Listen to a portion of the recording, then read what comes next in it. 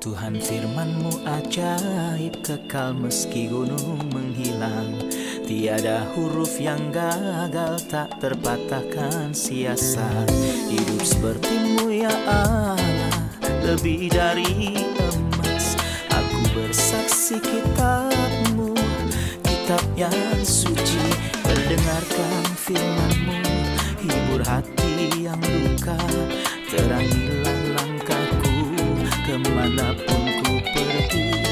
Biarkanlah firman-Mu berkuasa atasku. Ubahkanku, bebaskanku, ku mau menyenangkan-Mu. Ku mau menyenangkan-Mu. Salam jumpa pemirsa terkasih, saya menyambut Anda sekalian dimanapun Anda berada. Dalam episode yang terbaru, program studi harian kita Semua Kitab Suci. Kita masih mempelajari surat kedua Petrus dan masih dalam pasalnya yang pertama. Dan dalam episode hari ini kita akan memulai mempelajari ayat 5 sampai 10. Saya ingatkan Anda bahwa di episode terakhir, kita berhenti pada penjelasan dari Petrus terhadap dirinya dari Simon Petrus, hamba dan Rasul Yesus Kristus. Kita belajar bahwa Tuhan menemuinya di Yohanes pasal 1 dan memanggilnya untuk pelayanan. Tuhan juga mengutusnya untuk menjadi rasul dan memberinya wahyu di Matius 16. Wahyu ini relatif terhadap gereja, dan di atas batu karang ini aku akan mendirikan jemaatku dan Allah maut tidak akan menguasainya. Tuhan memberinya kunci kerajaan surga yang berarti bahwa Dia akan membukanya bagi orang-orang Yahudi pada hari Pentakosta dan bagi orang-orang bukan Yahudi untuk masuk ke dalam pengakuan akan kekristenan. Hari ini dengan kasih karunia Tuhan, kita akan berhenti pada penyediaan Roh Kudus dan sifat baru yang diberikan kepada kita dalam rangkaian fantastis yang membedakan kehidupan dan kesalehan. Untuk memulai, izinkan saya untuk menyambut tamu kehormatan di studio, seorang hamba Tuhan, Saudara Elia Kirolos. Selamat datang, Saudara Elia. Terima kasih, Saudara Ayat. Sebuah kehormatan. Saya senang dengan program Semua Kitab Suci. Tuhan berkati Anda. Tuhan memberkati. Kami juga menyambut hadirin di studio, selamat datang. Saudara Elia, saya akan membaca ayat 5-10 dan mengajukan pertanyaan kepada Anda. Justru karena itu kamu harus dengan sungguh-sungguh berusaha untuk menambahkan kepada imanmu kebajikan dan kepada kebajikan pengetahuan dan kepada pengetahuan penguasaan diri, kepada penguasaan diri ketekunan dan kepada ketekunan kesalehan dan kepada kesalehan kasih akan saudara-saudara dan kepada kasih akan saudara-saudara kasih akan semua orang. Sebab apabila semuanya itu ada padamu dengan berlimpah-limpah, kamu akan dibuatnya menjadi giat dan berhasil dalam pengenalanmu akan Yesus Kristus Tuhan kita. Tetapi barang siapa tidak memiliki semuanya itu, ia menjadi buta dan picik karena ia lupa bahwa dosa-dosanya yang dahulu telah dihapuskan. Karena itu saudara-saudaraku, berusahalah sungguh-sungguh supaya panggilan dan pilihanmu makin teguh, sebab jikalau kamu melakukannya, kamu tidak akan pernah tersandung. Saudara Elia, apa yang dimaksud dengan justru karena itu? Sebelum ia memberitahu kita upaya yang dituntut dari kita, dikatakan justru karena itu. Apa maksudnya? Setelah Rasul Petrus memperkenalkan karunia Allah Bapa melalui Tuhan kita, Yesus Kristus, ia berkata karena alasan ini. Ia ingin berkata karena kamu telah menerima karunia-karunia ini, hasil dari perolehannya adalah untuk terus berlanjut. Harus ada demonstrasi praktis di waktu mendatang. Jadi selama. Kemudian ia berkata berilah. Justru karena itu kamu harus dengan sungguh-sungguh berusaha untuk menambahkan kepadamu iman kebajikan. Anda mengatakan bahwa mereka menerima, Ya. sehingga mereka Benar. akan memberi. Atau sebagaimana mereka menerima, mereka harus memberi. Benar. Segala sesuatu yang berkaitan dengan kehidupan dan kesalehan telah dipersembahkan kepada mereka, sehingga mereka harus memberi. Karena mereka telah mengambil, ini adalah cara Tuhan dalam perjanjian baru dan dalam kekristenan. Tuhan memberi terlebih dahulu dan hasilnya adalah buah-buahnya. Alkitab beritahu kita dalam Efesus 2 diciptakan dalam Kristus Yesus. Kemudian untuk melakukan pekerjaan baik yang dipersiapkan Allah sebelumnya, ia mau supaya kita hidup di dalamnya. Justru karena itu, atau sebagaimana dalam terjemahan Darby, justru karena itu, karena kamu telah mengambil kodrat ilahi dan menjadi bagian darinya, dengan sungguh-sungguh berusaha. Ketekunan adalah kegigihan untuk mencapai tujuan Tanpa henti. Namun saya tidak bertekun tanpa mengambil apapun. Ini seperti saya ingin mobil bergerak tanpa bahan bakar. Tapi saya telah menjadi bagian dari kodrat ilahi dan menerima janji yang sangat besar dan berharga. Saya menerimanya dalam kemuliaan dan kebajikan. Maka mudah bagi saya untuk memberi segala ketekunan dalam kehidupan ketekunan, iman, dan dalam hidup bersama Tuhan. Saya akan mengajukan pertanyaan komersial. Pertanyaan komersial itu mengatakan karena Tuhan memberi saya, menganugerahkan saya iman dan saya menerima iman. Saya akan pergi ke surga. Benar begitu? Sempurna. Mengenai pengampunan dosa, saya diampuni sebagai orang percaya kepada Kristus. Jadi Tuhan membuat saya memperoleh iman yang berharga yang setara dengan kebenaran Allah kita. Lalu mengapa ketekunan diperlukan? Saya mendengar satu kelompok berkata, tidak saudara terkasih, Anda memberikan segala ketekunan dan berusaha keras untuk mendapatkannya. Jika Anda tidak berusaha, Anda tidak akan pergi ke surga. Kelompok lain berkata, kamu telah menerima iman, mengapa harus bersungguh-sungguh? Apa yang harus diperjuangkan setelah Anda beriman?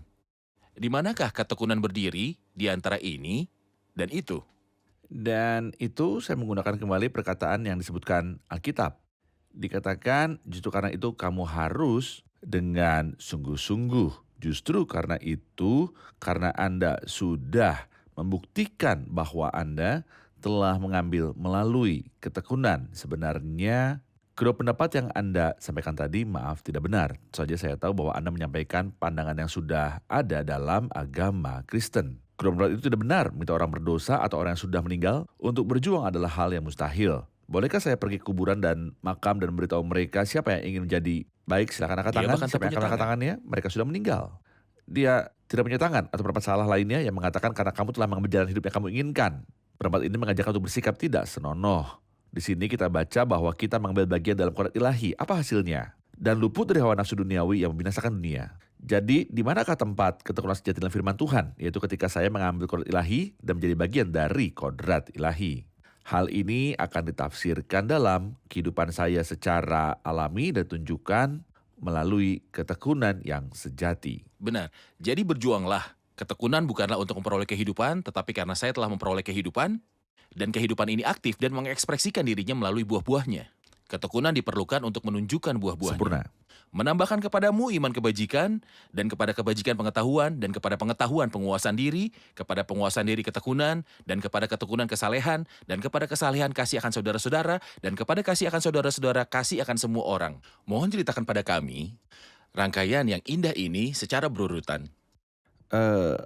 Ini adalah kebajikan, keberanian, atau buah karena keberadaan kodrat ilahi di dalam hidupku.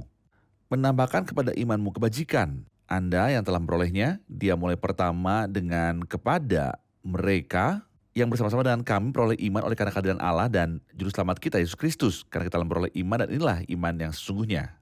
Iman sebagaimana Rasul Paulus menyebutnya dalam Galatia 2, namun aku hidup tapi bukan lagi aku sendiri yang hidup, melainkan Kristus yang hidup di dalam aku dan hidupku yang kuhidupi sekarang dalam daging adalah hidup oleh iman adalah anak Allah yang telah mengasihi aku dan menyerahkan dirinya untuk aku. Ketika saya menerima iman kepada Tuhan Yesus Kristus, iman ini ditafsirkan menjadi banyak karunia atau kebajikan. Kebajikan pertama atau hal pertama adalah keberanian rohani. Dan iman itu Baik. memberi dan terlihat dalam keberanian rohani. Keberanian spiritual tujukan dengan cara penolakan terhadap dosa. Bagaimanakah mungkin aku melakukan kejahatan yang besar ini dan berbuat dosa terhadap Allah seperti yang dilakukan Yusuf? Atau lihat dalam memberikan kesaksian tentang Tuhan. Seperti yang Paulus katakan pada putranya Timotius, bertandinglah dalam pertandingan iman yang benar dan rebutlah hidup yang kekal. Baik. Kebajikan ini disertai dengan pengetahuan.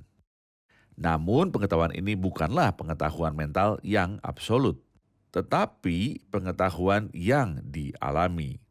Suatu kali Rasul Paulus berbicara kepada saudaranya orang Yahudi dan berkata kepada mereka bahwa mereka memiliki semangat untuk Tuhan, tapi tidak menurut pengetahuan. Baik. Pengetahuan sejati adalah pengetahuan yang dialami seperti yang dikatakan Rasul Paulus yang kuhendaki ialah mengenal dia dan kuasa, kebangkitannya dan persekutuan dalam penderitaannya. Sebelum Anda melanjutkan bagian ini, saya perhatikan bahwa dia tidak mengatakan tambahkan iman. Tetapi tambahkan pada imanmu. Saya tidak dapat menambahkan iman. Karena saya telah memperoleh iman dan berdiri di dalam iman. Dan iman menghasilkan dalam diri saya kebajikan yang terhormat ini. Benar. Baik, silakan. Tambahkan kepada iman Anda kebajikan, dan kebajikan disertai dengan pengetahuan yang benar dan dialami. Pengetahuan tentang Tuhan kita, Yesus Kristus.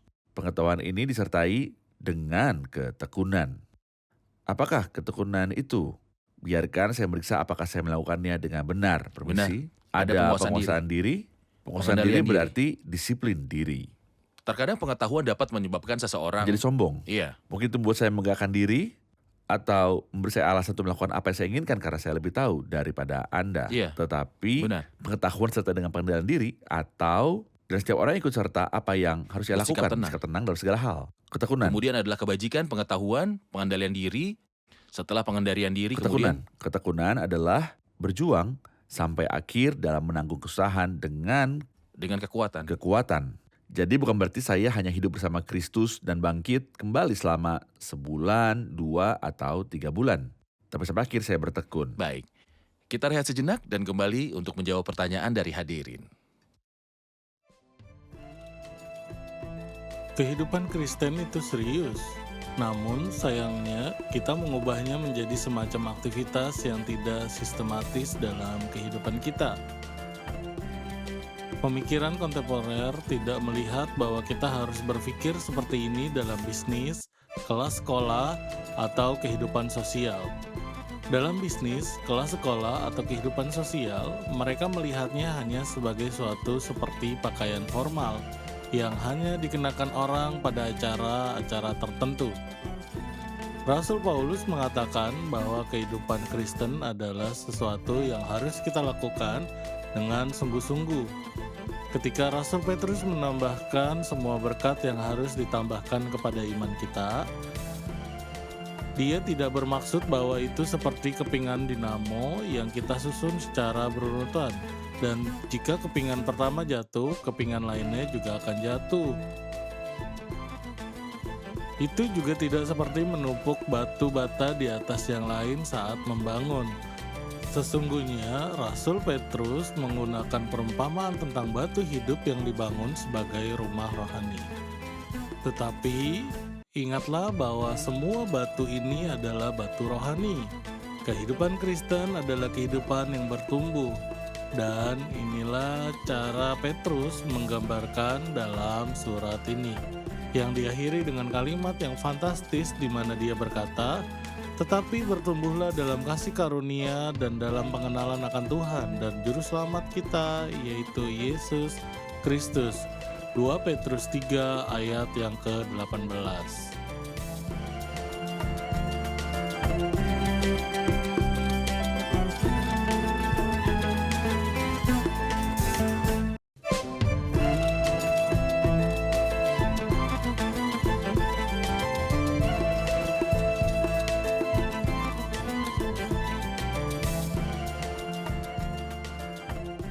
Bagian kedua dari ayat 7 berkata, "Dan kepada kasih akan saudara-saudara, kasih akan semua orang." Diketahui bahwa kasih persaudaraan berarti kasih persaudaraan. Jadi apa perbedaan antara kasih persaudaraan dan kasih? Kasih persaudaraan disebut kasih persaudaraan yang membedakan hubungan antara satu keluarga Allah, bagaimana bisa ada hubungan intim yang istimewa di antara komunitas orang percaya dan kepada kasih akan saudara, kasih akan semua orang, terutama karena penafsiran mengenai kasih di antara keluarga Allah haruslah perbuatan. bersifat praktis. Seperti yang dikatakan Rasul Yohanes dalam surat pertama pasalnya yang ketiga. Marilah kita mengasihi bukan dengan perkataan atau dengan lidah, tetapi dengan tentu perbuatan dan dalam kebenaran. Kata kasih yang disebutkan setelahnya lebih luas dan lebih holistik daripada kasih persaudaraan. Sebenarnya Rasul dalam kedua surat tersebut sangat mendesak untuk mengasihi secara umum dan tidak hanya mengasihi satu sama lain sebagai orang percaya saja, tetapi lebih luas lagi hingga mencakup bahkan musuh-musuh, dan kasihlah musuhmu dan berdoalah bagi mereka yang menganiaya kamu. Jadi dalam ajaran Kristen yang baik ini, Anda menemukan kasih untuk dekat dan kasih untuk yang jauh. Hanya kekristenanlah yang mengajarkan untuk mengasihi orang lain, siapapun dia. Kasih saudara kita, kasih persaudaraan, kasih terhadap musuh, dan mereka yang menindas dengan kasih ilahi. Kasihilah musuhmu. Di mana ditemukan dalam agama lain selain dalam kekristenan? Jika seterumu lapar, berilah dia makan. Di mana lagi Anda menemukannya selain kekristenan? Janganlah membalas kejahatan dengan kejahatan, tetapi balaslah kejahatan dengan kebaikan. Saudara, ayat itu terjadi ketika kita hanya menjadi pengambil bagian dari kodrat ilahi, atau tidak terjadi melalui pengajaran, teriakan, ataupun slogan, tapi melalui pengambil bagian dari kodrat ilahi. Seri ini yang diakhiri dengan kasih yang sangat indah, dan kepada kesalehan kasih akan saudara-saudara, dan kepada kasih akan saudara-saudara kasih akan semua orang. Ayat 8 berkata, "Sebab apabila semuanya itu ada padamu dengan berlimpah-limpah, kamu akan dibuatnya menjadi giat dan berhasil dalam pengenalanmu akan Yesus Kristus, Tuhan kita. Saya ingin komentar Anda. Saudara, ayat saya menyukai kata pertama yang Sang Rasul gunakan di awal, sebab apabila semuanya itu ada padamu. Itu berarti Anda tidak mendengarnya. Atau itu datang pada Anda dari luar, tetapi saya sangat menyukai kata itu. Jadi seperti Anda komentari beberapa waktu lalu, kekristenan adalah pekerjaan ilahi internal. Tetapi bukan lagi aku sendiri yang hidup, melainkan Kristus yang hidup di dalam aku. Sebab apabila semuanya itu ada padamu, saya menyukai kata selanjutnya, Dengan dengan berlimpah-limpah. berlimpah-limpah. Kehidupan Kristen sejati dan kehidupan Tuhan di dalam diri saya menghasilkan pertumbuhan. Ketika Tuhan berbicara tentang buah-buah di dalam Yohanes pasal 15, Ia berkata bahwa seorang akan menghasilkan buah. Aku memangkasnya agar Lebih menghasilkan banyak buah. lebih banyak buah.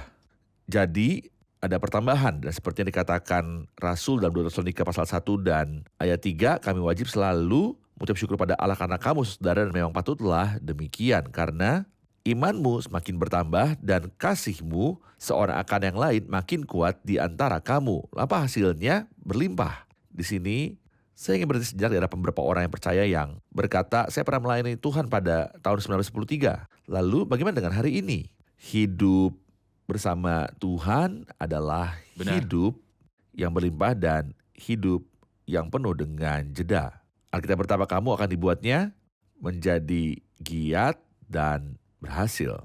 Kehadiran kebajikan-kebajikan ini dalam diriku melalui karya Roh Kudus tidak hanya menghasilkan kelimpahan, tetapi juga menyelamatkanku dari kehidupan yang penuh korosi, ketidakefektifan, dan kelesuan rohani. Semoga Tuhan melindungi kita dari hal tersebut.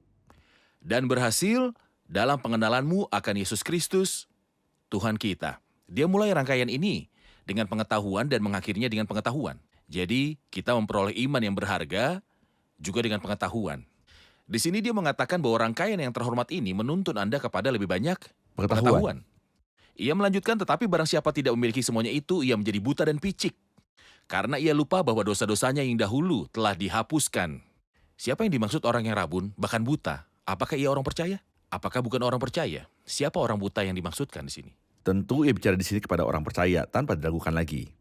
Orang percaya tidak buta, tetapi orang percaya dapat berkata, dulu aku buta, tapi sekarang aku melihat. Namun, terkadang orang percaya menjadi seperti orang buta. Ia tampak seperti orang buta.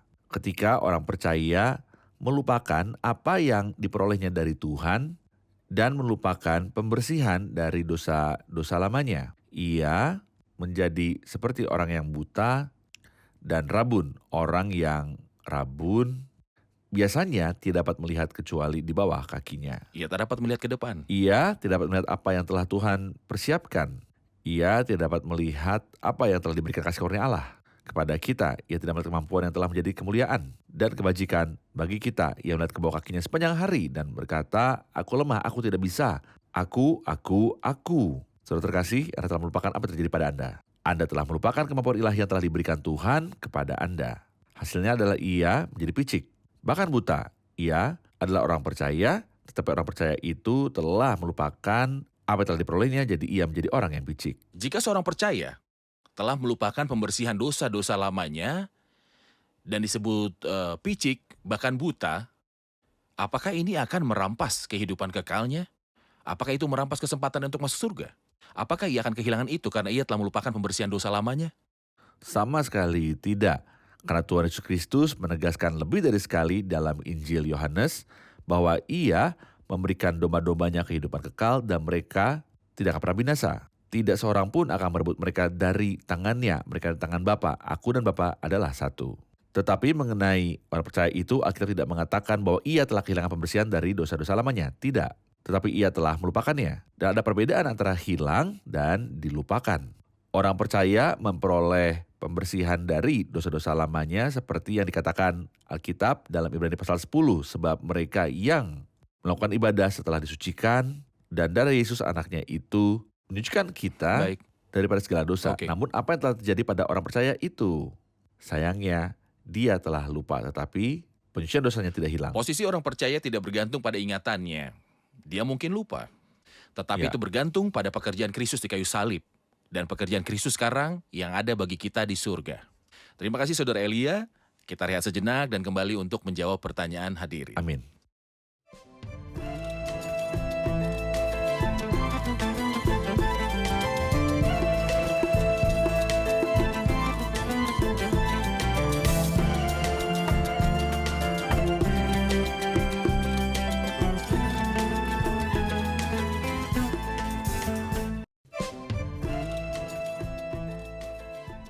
Ayat 10 berkata, "Karena itu saudara-saudaraku, berusahalah sungguh-sungguh supaya panggilan dan pilihanmu semakin teguh." Apakah ini berarti bahwa panggilan dan pilihan kita tidak diteguhkan? Dan apakah kita perlu ketekunan untuk meneguhkannya? Apakah kita terancam kehilangan panggilan dan pilihan kita? Pertanyaan penting, silakan. Ya. Jika Anda berkenan, saudara Ayat dan saudara terkasih, hadirin juga untuk kembali ke surat pertama, di mana ia menegaskan bahwa panggilan kita dan pemilihan sebagai orang percaya adalah pasti tanpa keraguan. Jika saya pergi ke surat pertama, dia berbicara kepada orang percaya, mengatakan kepada orang-orang pilihan dalam ayat 1 dari pasal 1 surat pertama. Yaitu orang-orang yang dipilih sesuai dengan rencana Allah Bapa kita dan yang dikuduskan oleh Roh supaya taat kepada Yesus Kristus dan menerima percikan darahnya. Kemudian dia menegaskan juga bahwa panggilan orang-orang pilihannya adalah pasti. Jadi dalam ayat 5 dia berkata, Yaitu kamu. yang dipelihara dalam kekuatan Allah. Dan pertanyaannya adalah berapa lama mereka ditahan Petrus? Dia berkata untuk keselamatan. Itu berarti untuk kedatangan keselamatan dalam kedatangan Tuhan kita Yesus Yang telah Kristus. tersedia untuk dinyatakan pada zaman Yang telah akhir. tersedia untuk dinyatakan pada zaman akhir. Dan ia mengakhiri suratnya dengan berkata, Allah sumber segala kasih karunia. Terima kasih Tuhan, sumber segala kasih karunia Yang yang kekal. telah memanggil kamu dalam Kristus kepada kemuliaannya. Apakah yang akan dilakukannya? Ia melakukan 4 hal. Ya. Menyempurnakan, meneguhkan, menguatkan, dan mengokohkan kamu. Dalam surat kedua pasal pertama, ia berkata mereka yang telah memperoleh iman yang berharga. Di sini saya mengajukan pertanyaan. Apakah karunia dan panggilan Allah tidak dapat ditarik kembali? Alkitab berkata karena karunia dan panggilan Allah tidak dapat ditarik kembali. Demikian Tidak dapat juga ditarik panggilan untuk memilih orang percaya adalah pasti. Tetapi apa artinya berusaha lebih tekun untuk memastikannya, untuk membuatnya jelas dan terlihat oleh orang lain. Untuk memastikannya di hadapan orang lain. Untuk memastikannya di hadapan orang lain. Sebagai bukti bahwa kita memiliki hubungan dengan Allah, kita dipilih dari kekekalan, dipanggil dan telah memperoleh hidup kekal. Jadi melalui perilaku praktis, kita lebih tekun dalam membuktikan bahwa kita adalah anak-anak Allah. Juga pastikan mereka, jika Anda berkenan, yakin di hadapan saya. Kadang-kadang saya terguncang, tetapi kapan saya terguncang? Ketika saya menjadi lemah dan tersandung. Musuh mengambil kesempatan untuk melakukan apa? Untuk membuat saya ragu.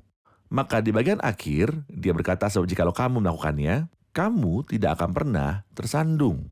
Ketika saya yakin akan posisi saya di dalam Kristus, ini memberi saya peneguhan yang sesungguhnya. Peneguhan dari dalam hati dan hidup saya. Jika kita kembali ke contoh-contoh perjanjian lama misalnya, seperti Abraham dan Lot, saya pikir Abraham dan Lot adalah contoh yang jelas bahwa dengan tekun, dia membuat panggilannya dan pemilihannya telah pasti sebelum Dan yang pilihannya lain. pasti.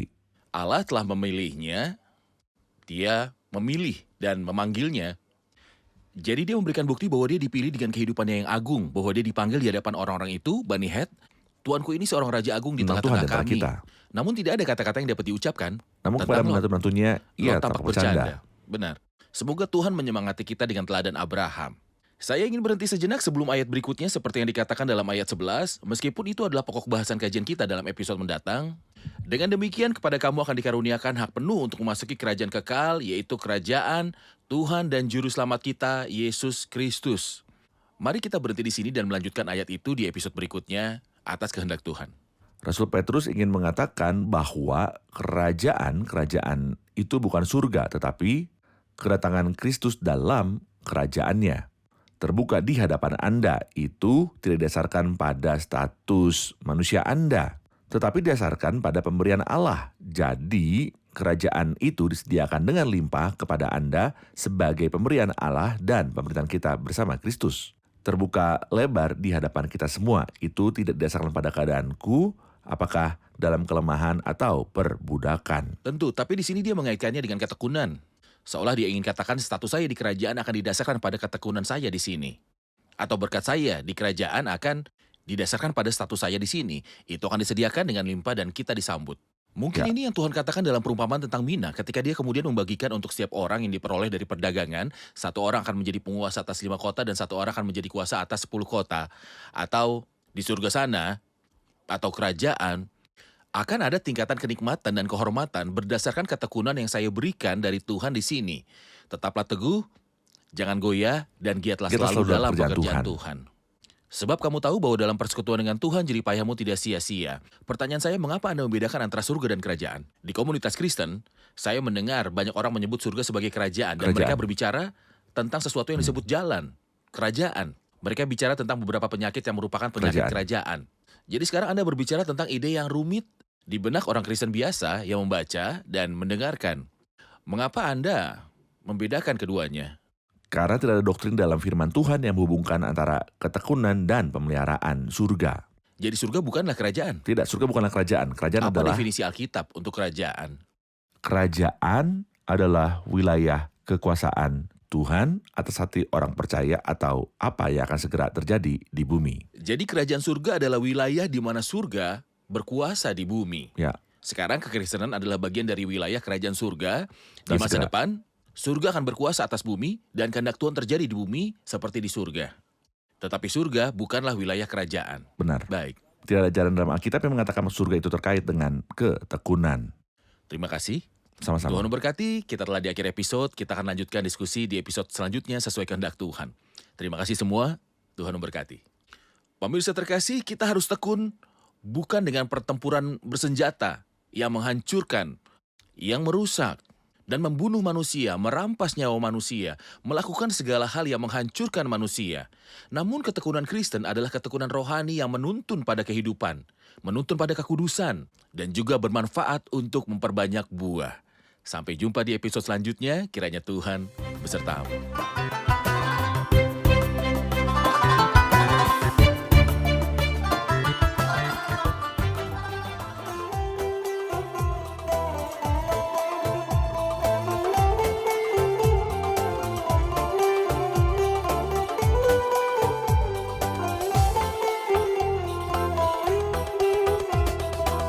خدني بإيده وقال مقامي غير فكري حياتي كلامي خدني بإيده وقال مقامي غير فكري حياتي كلامي شفته أنا كسرت أصنامي ربي يسوع ربي يسوع شفته أنا كسرت أصنامي ربي يسوع ربي يسوع يسوع فداني يسوع شراني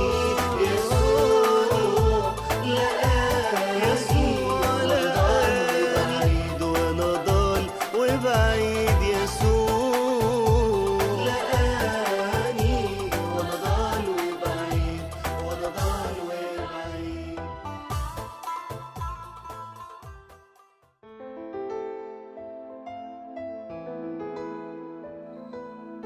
Tuhan firman-Mu ajaib, kekal meski gunung menghilang. Tiada huruf yang gagal, tak terpatahkan siasat. Hidup seperti-Mu ya Allah, lebih dari emas. Aku bersaksi kitab-Mu, kitab yang suci. Mendengarkan firman-Mu, hibur hati yang duka. Terangilah langkahku kemanapun ku pergi.